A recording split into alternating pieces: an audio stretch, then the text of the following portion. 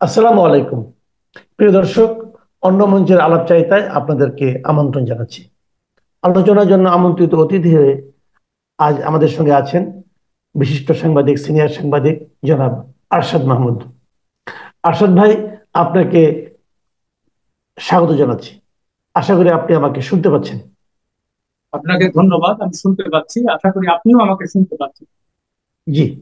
আরশাদ ভাই, আপনি দীর্ঘদিনে আপনার সাংবাদিকতার অভিজ্ঞতা, দেশের সাংবাদিকতা করেছেন, দেশের বাইরে সাংবাদিকতা করেছেন।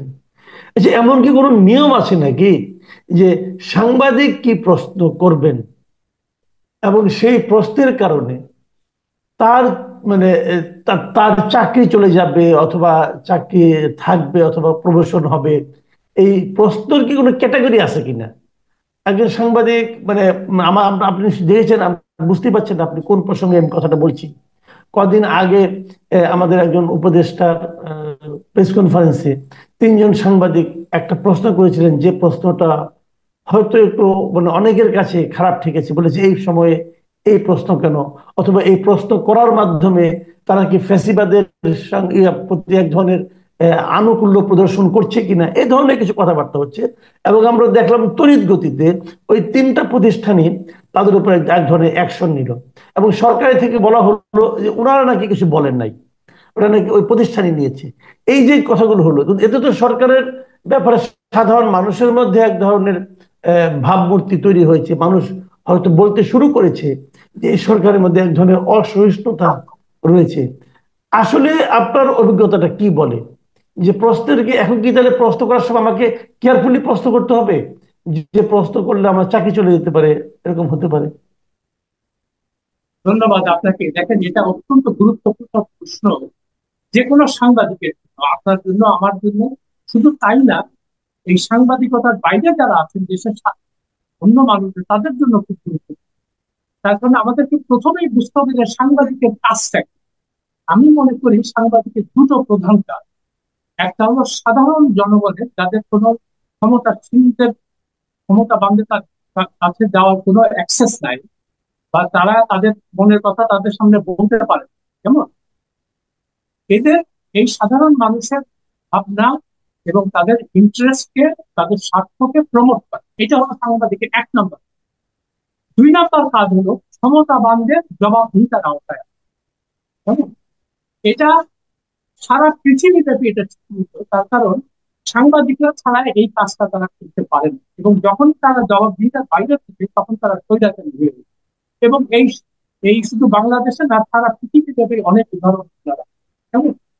তো সেই জন্য আমরা যারা সাংবাদিকরা আছি বা সাংবাদিকতা করি দীর্ঘদিন থেকে, তারা সবসময় চেষ্টা করেছি, করে আমি আপনি, যে কিভাবে এই সাংবাদিকতার যে মূল, যে দুটো দেশের সাধারণ মানুষের কথা বলা এবং ক্ষমতাবানদের জবাবদিহিতার আওতায়।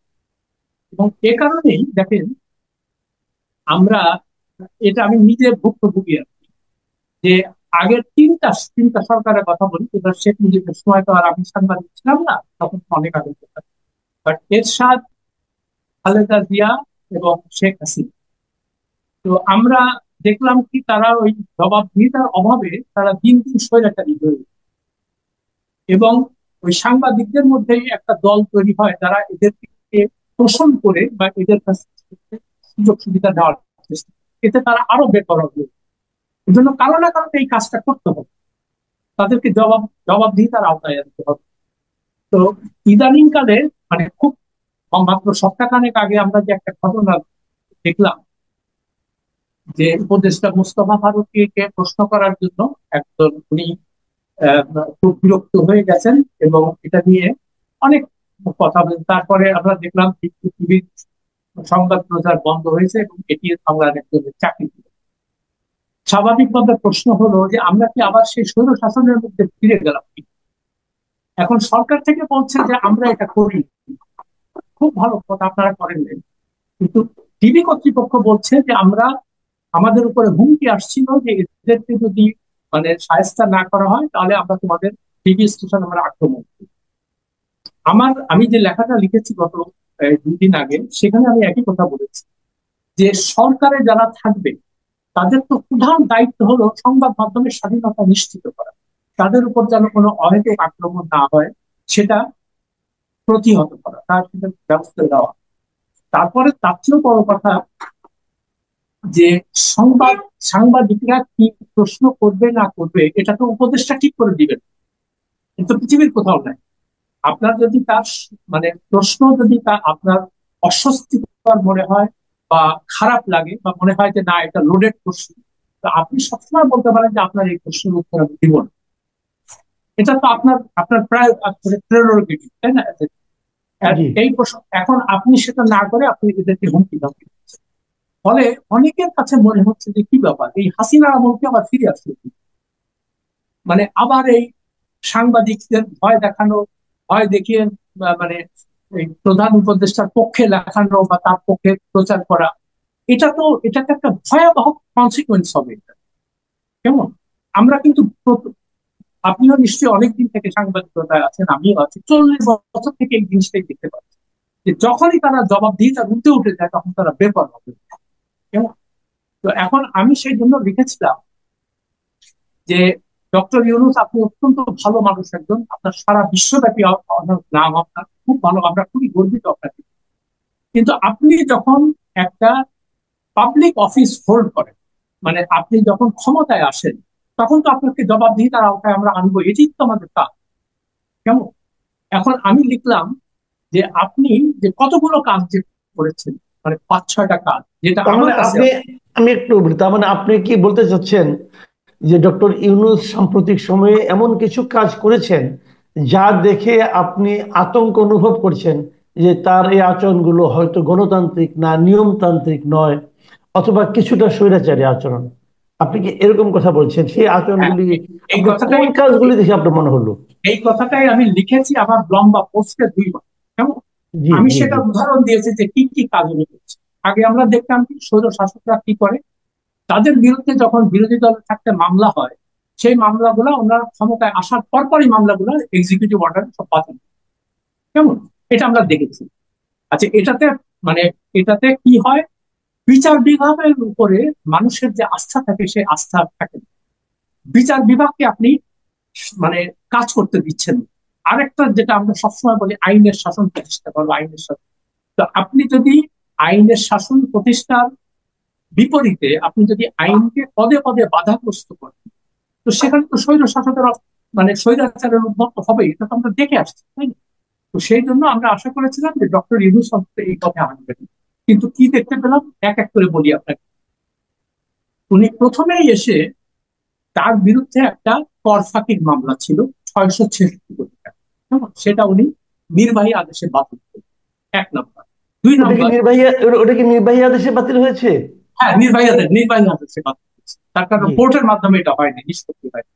আচ্ছা। আচ্ছা, 2 নম্বর যেটা করলেন আপনি, আপনার বিরুদ্ধে 1500 কোটি টাকা কর ফাঁকির মামলা হয়েছে। কেমন? সেই মামলা আপনি নির্বাহী আদেশে বাতিল করলেন। এখন অনেকে বলছে যে তার বিরুদ্ধে তো শেখ হাসিনা প্রতিহিংসামূলক ভাবে এই করবে।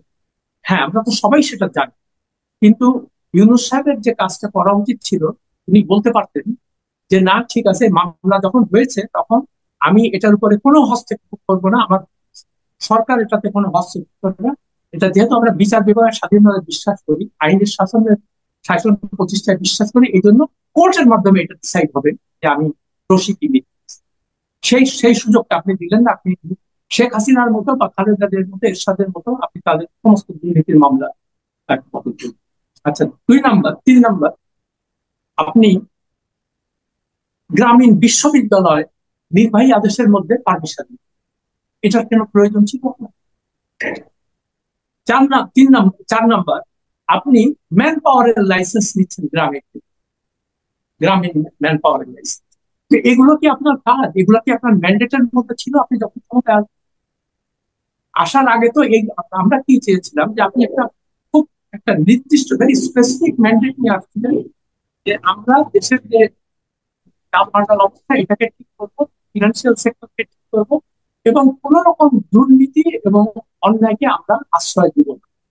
কিন্তু দেখা যাচ্ছে যে আপনি এসে সেই কাজগুলাই করছেন এখন। এই যে শেখ হাসিনাকে নিয়ে আবার যে আলোচনা শুরু হয়েছে, এটা এইসব কারণে হচ্ছে।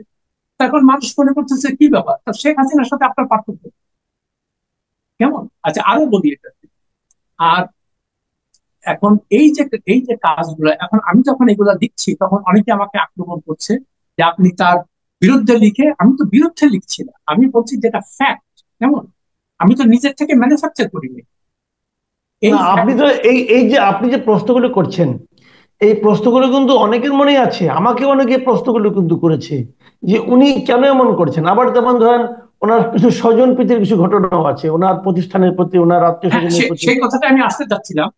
তো জি। উনি প্রথমে উনি আট আট তারিখের 8ই আগস্ট উনি মানে দায়িত্ব নিয়েছেন সরকার, অন্তর্বর্তী সরকার। উনি 13 তারিখে, আর তারিখগুলো মনে রাখেন, 5 দিনের মাথায় উনি ওনার আপন ভাই তিনি ডেপুটি প্রেস সেক্রেটারি বানালেন। এবং সে কে আমরা কেউ তাকে চিনি না, ঠিক আছে? মানে এখন এটা কি কনফ্লিক্ট অফ ইন্টারেস্ট না? তাহলে শেখ হাসিনা যে তার আত্মীয় স্বজনকে চাকরি দিত, বা এরশাদ তার আত্মীয় স্বজনকে চাকরি দিত সব নির্বাহী আদেশের মাধ্যমে, বা খালেদা জিয়া তার ভাই বোনদেরকে এই সমস্ত নির্বাহী আদেশ, তাহলে এটা তো সিরিয়াস কনফ্লিক্ট অফ ইন্টারেস্ট। তাহলে তারা যে কাজটা করছে সেই কাজটা আপনি কেন? আপনি জনমনে এই প্রশ্নের যে প্রশ্ন জাগছে, এটা সুযোগটা আপনি করে দিচ্ছেন। আর তার চেয়েও বড় কথা, আপনি যদি আইনের শাসনে বিশ্বাস করেন, আপনি যদি সততায় বিশ্বাস করেন, আপনি যদি নিয়ম কানুনের মধ্যে কাজ করেন, এটা এটা করতে হবে এটা বিশ্বাস করেন, তাহলে আপনি এইগুলা কেন করবেন? তো সেই প্রশ্নকে আমরা, আমাদের তো কাজই এই প্রশ্নটা করা। অ্যাজ এ জার্নালিস্ট এটা তো আমার ডিউটি। কেমন, এখন অন্যরা কি বললো না বললো, এখন আমি বা মাসুদ সমাজ এটার জন্য আমরা চুপ করে থাকবো? আমাদের তো কাজ আছে। সেই কাজটাকে আমরা সততার সাথে করতে চাই। এবং আমি, হ্যাঁ, অনেকে বলতে পারেন যে আপনি কি সব জানতা হয়ে গেছে, আমি তো সব জানতা না। এই জন্য আমি প্রশ্নগুলো রাখছি। এবং দেখেন, এইটার থেকে, এই যে এত কথা বলে প্রেস, তার প্রেস উইং, কিন্তু এটা নিয়ে একটা আলোচনা করে। এটা নিয়ে কোনো তাদের বক্তব্য নেই।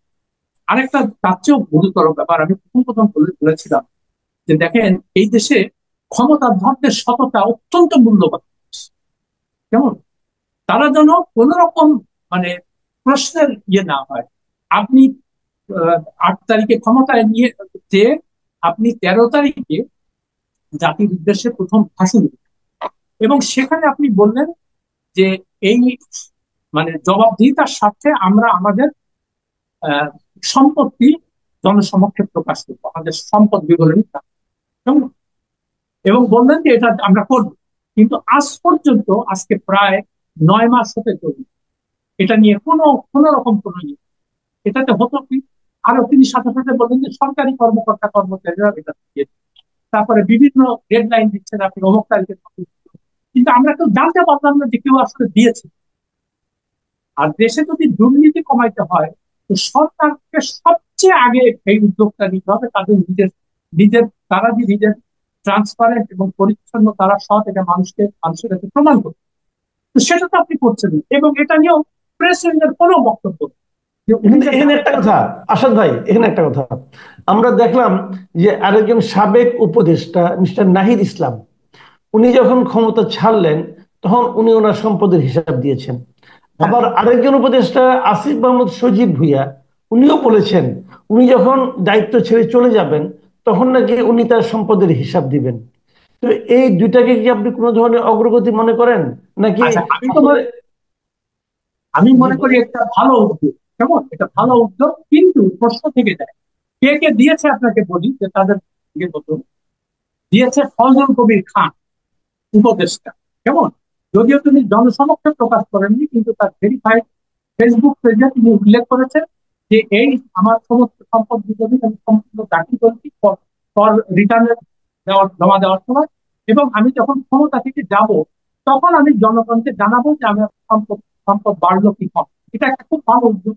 তা আমি কিছুদিন আগে লিখেছিলাম, আরেকজন একটা ভালো কাজ করেছে, যে দুর্নীতি দমন কমিশনের যে প্রধান আব্দুল মোমেন, কেমন, সেও আসার সাথে সংবাদ সংবাদ সম্মেলন করে 1 সপ্তাহের মাধ্যমে সে জনগণকে জানাইছে যে তার কি সম্পত্তি আছে, এবং এটা সে যাওয়ার সময় করবে। নাহিদ ইসলাম দিয়েছে, আর তার প্রেস সেক্রেটারি শফিকুল আলম সেও প্রকাশ করেছে তার কি সম্পত্তি। কেমন, তো আমার কথা, আমি একটা লেখা লিখেছিলাম যে এরা যখন দিচ্ছে তখন ডক্টর ইউনূস আপনি দিচ্ছেন না কেন? আপনি এটা লুকাচ্ছেন কেন? এই প্রশ্নটা মানুষের, আমার তো বারবার তৈরি করছে, আপনার লুকানো কি আছে? উনি হয়তো মনে করেছেন যে উনি এত বড় ব্যক্তিত্ব যে উনাকে নিয়ে কেউ কোনো সন্দেহ করেন না, কিন্তু আপনি যে সন্দেহ করবেন এটা উনি ভাবেননি। না, আমার প্রশ্ন তো সে জায়গায় যে আপনি যখন মানে সরকারের বাইরে ছিলেন তখন তো আমরা এটা নিয়ে কথা বলিনি, তাই না? কিন্তু আপনি যখন public office, office of profit যখন আপনি হোল্ড করেন, তখন তো এটা আপনার নৈতিক দায়িত্ব, এটা মানুষকে জানানো যে আমার কি আছে না আছে। তো যাই হোক, যে কথাটা বলার জন্য এটা বলছিলাম যে আমাদের সাংবাদিকদের কাজ হলো প্রশ্ন। হুম, এই প্রশ্ন আমরা করতেই থাকি, এবং এটা আমাদের কোনো ব্যক্তিগত লাভ লোকসান নাই। আমরা দেশ, যেহেতু আমরা জনগণের কথা চিন্তা করি, জনগণের স্বার্থের কথা চিন্তা করি, দেশের সৎ শাসন, আইনের শাসন প্রতিষ্ঠা হোক, এটা আমরা চাই। কেমন? এ কারণেই আমরা এই প্রশ্নগুলো করি। এবং ডক্টর ইউনূস, আমার কষ্ট লাগে কি জানেন, যে আমি প্রথম যখন উনি দিয়ে দেন, আমি তিনটা পোস্ট লিখেছি যে কেন উনি ওনার মতো লোক আমাদের সৌভাগ্য যে দেশের দায়িত্ব নিয়েছেন, এবং উনি দরকার হলে 5 বছর জেলে এই সমস্ত মেস যেটা আছে ক্রিয়েট করছে, অনাচার, অত্যাচার, অবিচার, এগুলাকে। হুম। কিন্তু দেখেন, এই যে তার যে এই যে কাজগুলা দিবাইয়া দেশে একটার পর একটা, ওই হাসিনা খালেদার সাথে কাজ করলেন, স্বাভাবিকভাবে মানুষের মনে প্রশ্ন দেখা দিচ্ছে যে কি ব্যাপার, আপনি তো এইসব কাজের জন্য আসেন নাই, এটা তো আপনার ম্যান্ডেট ছিল। আর আপনি 2 দিন পর পর বিদেশ চলে যাচ্ছেন, 2 দিন পর পর আপনি বিদেশ চলে যাচ্ছেন। আর কোথায় কোথায় যাচ্ছে দেখেন, মানে যেটা একমাত্র বায়োলেটারাল বিদেশ পদ্ধতি যেটা হয়েছে সেটা হলো চায়নার সাথে, ঠিক আছে, আপনার সেটা নিয়ে। আর আপনি যে এতগুলো লোকজন নিয়ে যাচ্ছেন বারবার, কেমন? এটা তো সরকারের, ট্যাক্স পেয়ারের টাকা, এটা তো একটা জবাবদিহিতা থাকবে।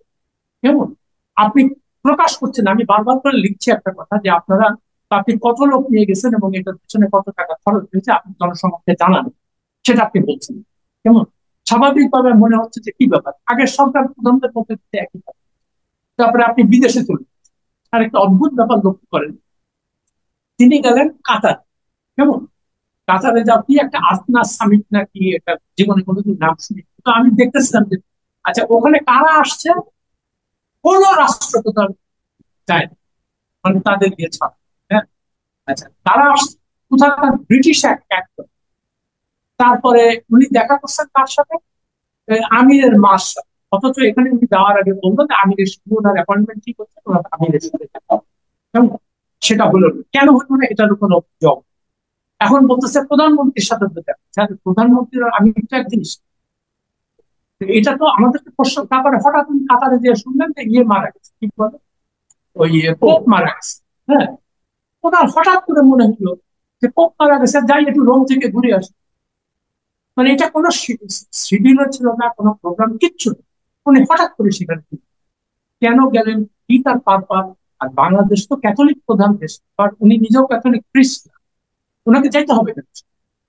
আর এই সবকিছুর পিছনে তো সরকারের, মানে ট্যাক্স পেয়ারের টাকা খরচ, সেটা তো আপনি নিজের পয়সায় যান, তাই না?